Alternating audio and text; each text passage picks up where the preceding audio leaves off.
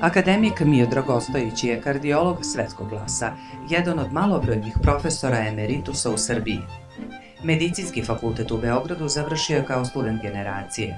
Specijalizovao se u najčuvenijim kardiološkim centrima Evrope i Amerike, a u mnogima je danas gostujući profesor. Redovni je član Srpske akademije nauka i umetnosti i inostrani je član Akademije nauka i umetnosti Republike Srpske. Dugogodišnji je profesor Medicinskog fakulteta u Beogradu.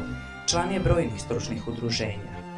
Evropskog društva za kardiologiju, Američkog koledža za kardiologiju, Međunarodnog društva i Federacije kardiologa, Medicinske akademije, Teksas instituta za bolesti srca, Udruženja kardiologa Jugoslavije, Jugoslovenskog društva za borbu protiv ateroskleroze, Jugoslovenskog koronarnog kluba, Srpskog lekarskog društva, kardiološka sekcija, Saveza grčkih i srpskih lekara itd.